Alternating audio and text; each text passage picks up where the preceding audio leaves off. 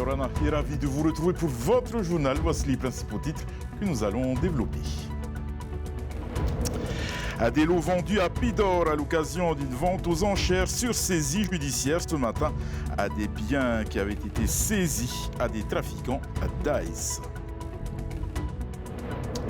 Nous célébrons aujourd'hui la Journée internationale des droits des femmes, une célébration organisée aujourd'hui au Parc Paufey qui n'a pas attiré les foules. Nous parlerons des droits des femmes en Polynésie avec l'invité de ce journal, Irmine Tehei, présidente de l'Union des femmes francophones d'Océanie. Dernier chapitre du Heivatauia ce soir à Tuata sur les 10 collèges participants. 6 établissements nous viennent des îles. Les 2 derniers collèges en lice feront leur entrée sur scène ce soir avant la remise des prix et nous rejoindrons dans quelques instants Laure Philibert. Il y a 1 an et 1 jour, Paul-Émile Victor disparaissait. L'écologiste et ethnologue, il a su faire rayonner la Polynésie française et laisse un héritage unique à Pura Pura. Hommage à ce grand homme dans cette édition.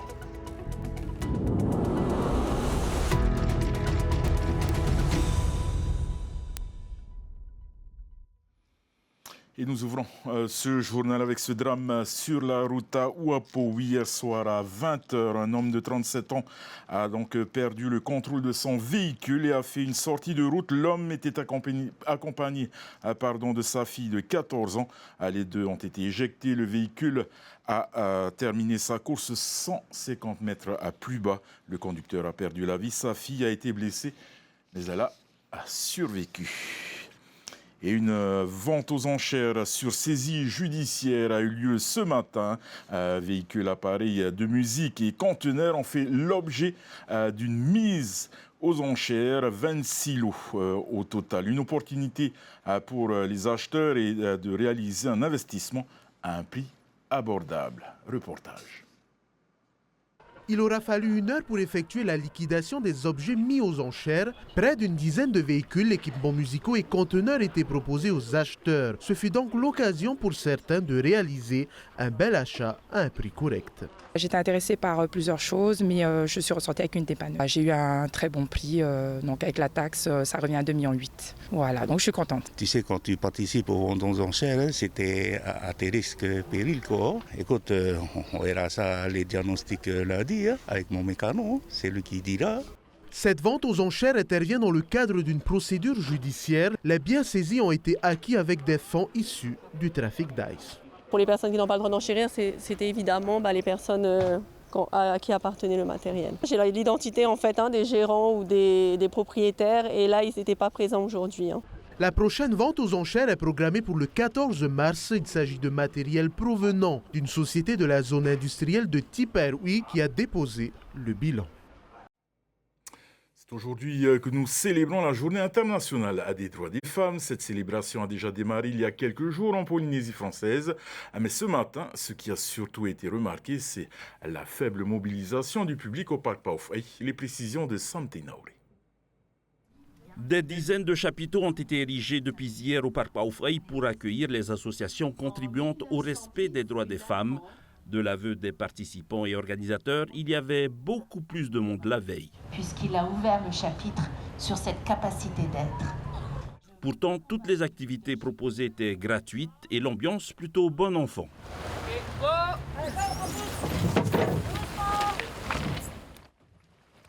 Et zen.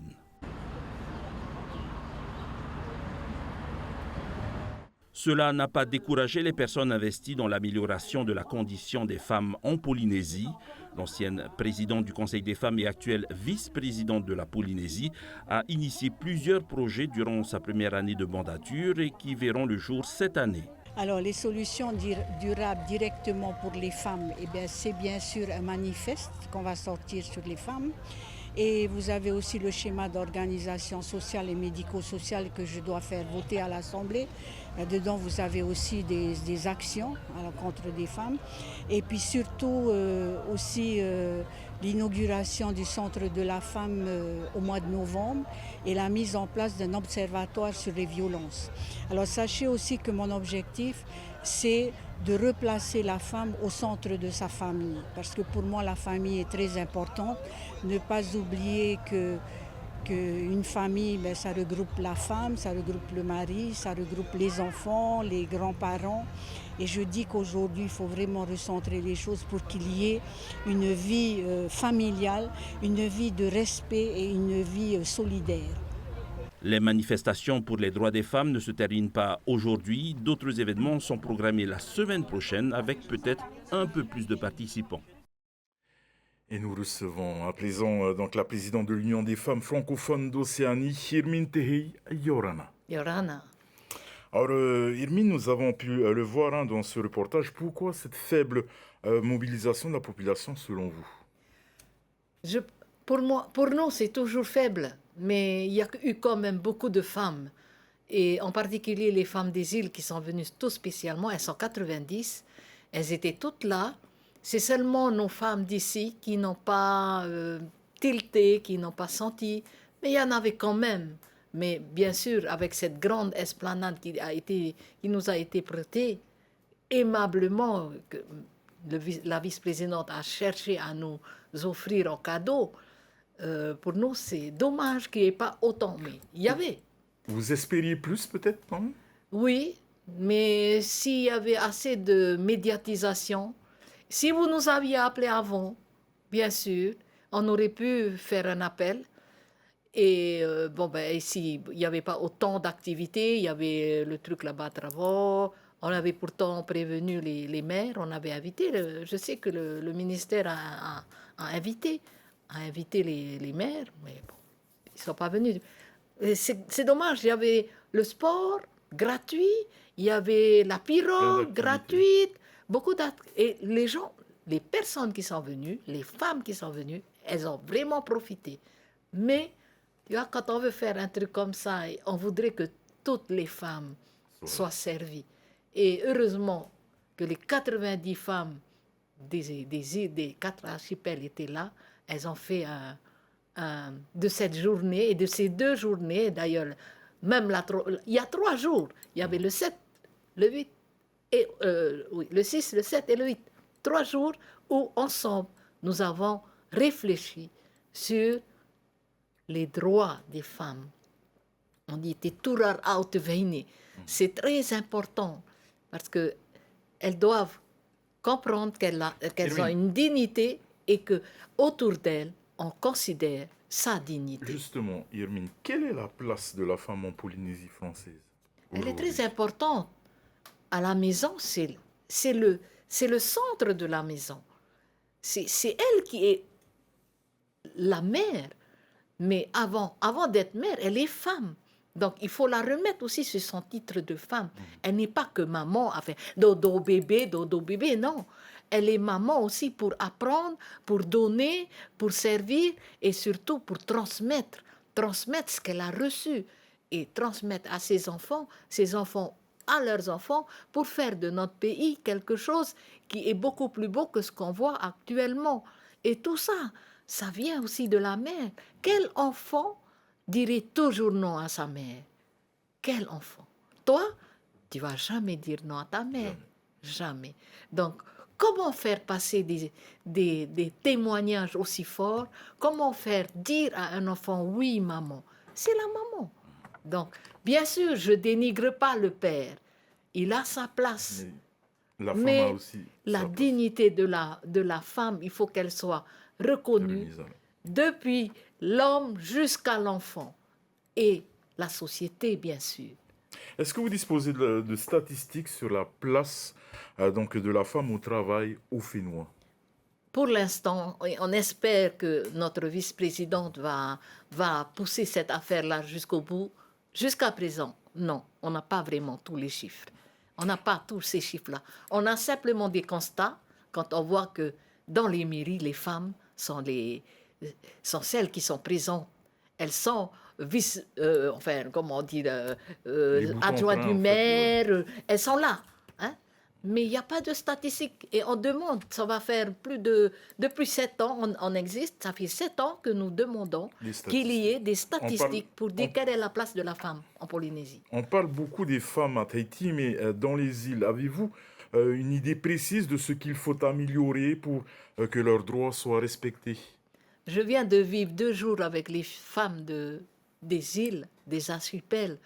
Je vous assure, elles nous rappellent nos femmes, nos mamans d'hier.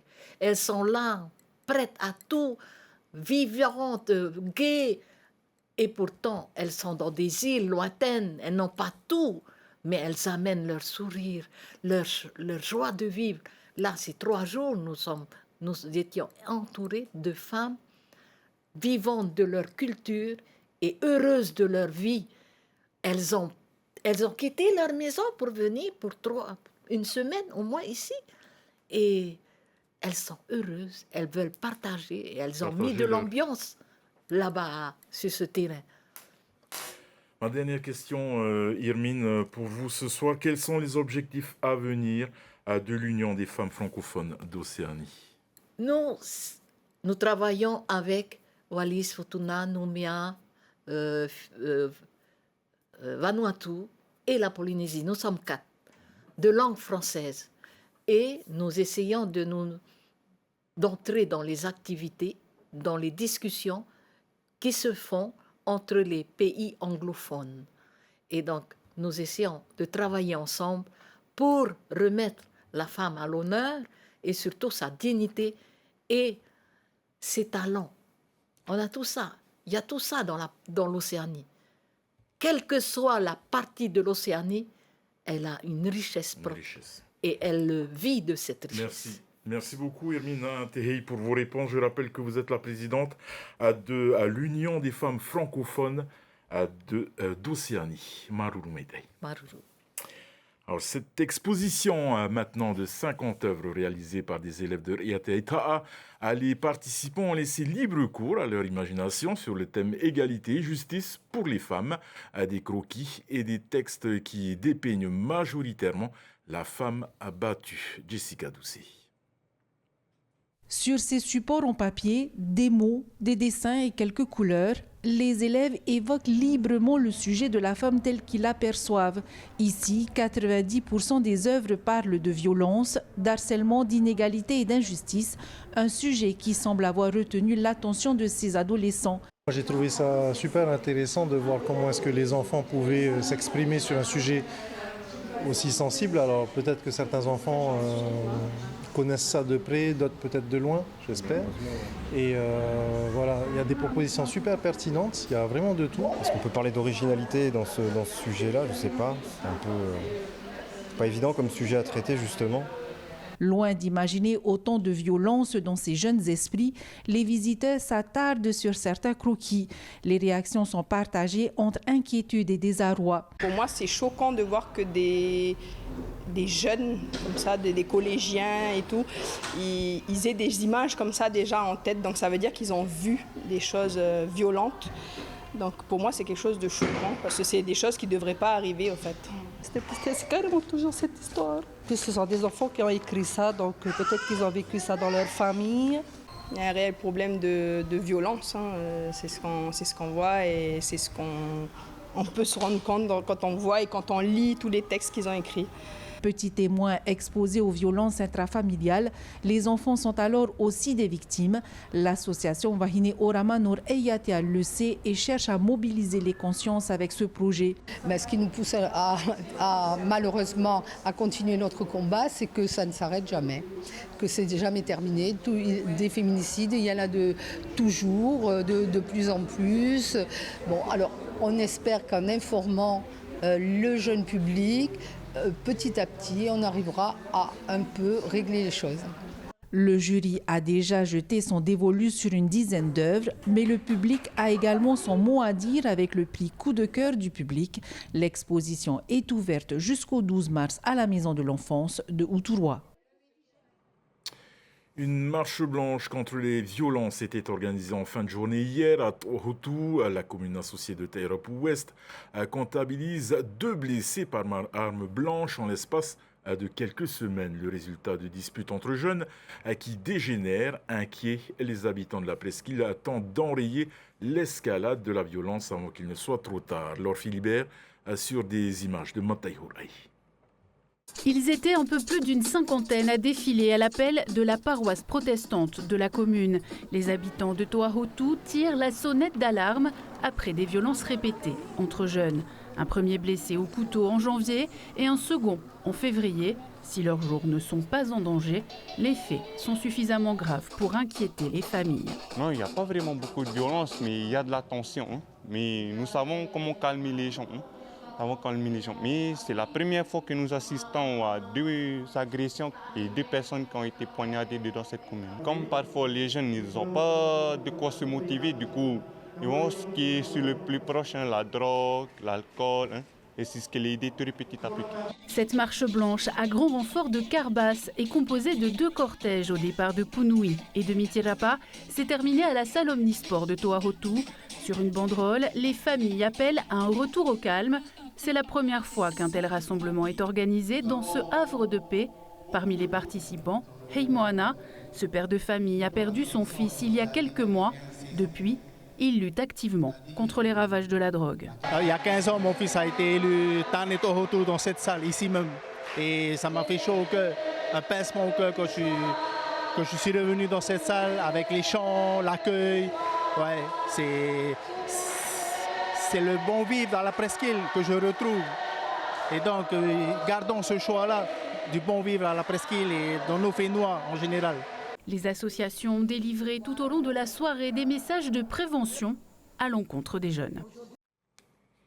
3e et dernière soirée pour les collégiens qui participent à la 8e édition du concours Heivat Tauria. 10 collèges étaient en lice durant 3 jours d'art oratoire à 2 chants et danses avec un jury composé de 7 membres présidé cette année par Hiriata à Broderson. Et nous prenons la direction de Toata où se tient à la dernière soirée du Heivat Tauria. Nous rejoignons notre journaliste Laure Philibert. Laure Yaorana, avez-vous entendu des pronostics sur les futurs lauréats du Heivat Tauria 2025? Alors pas encore de pronostic, Davidson. Yaorana, tout d'abord, cette soirée elle vient de commencer à l'instant, la dernière soirée de cette 8e édition du Heivat Tauria et vous l'entendez peut-être derrière moi, le public est venu très nombreux pour encourager ces jeunes. Alors 10 collèges sont inscrits, 6 venus des îles, 8 sont déjà passés, il en reste donc 2 ce soir. Cette soirée se déroulera en 2 temps. On va voir tout d'abord les prestations de ces 2 collèges restants, le collège Makotevane, un habitué de ce concours, et le collège de Afareitu qui vient ici sur Toata pour la 2e fois.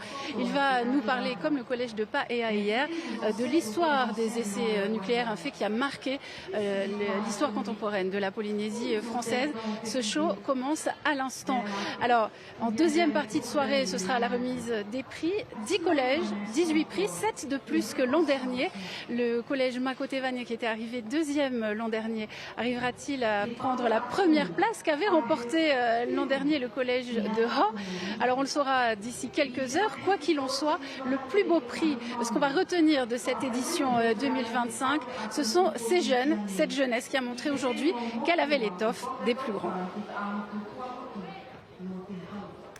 Merci beaucoup, Laure Philibert, pour toutes ces précisions. Allez, hier, vendredi 7 mars, marqué donc la date anniversaire de la disparition du célèbre explorateur Paul-Émile Victor. Après le grand froid qu'il a exploré au contact des Inuits, cet ethnologue a choisi la chaleur polynésienne et plus précisément Bora Bora pour s'y établir avec sa famille. Écologiste avant l'heure, il a également contribué au rayonnement de la Polynésie française pour lui rendre hommage 30 ans après. Son fils, bien connu pour ses sculptures, a reçu chez lui notre journaliste Sophie Gebel. Regardez.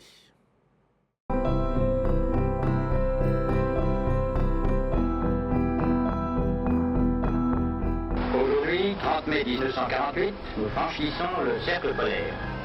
Paul-Émile Victor était, dès son plus jeune âge, vraiment très enfant, il a grandi dans le Jura et il avait toujours des rêves d'aventure, d'évasion en fait. Et c'est comme ça que dès l'âge de 12 ans, il avait dans sa mansarde, dans sa petite cabane qu'il s'était fait, une carte du monde où il y avait une croix sur le Groenland et une croix sur la Polynésie. Et 2 autres expéditions avant la guerre.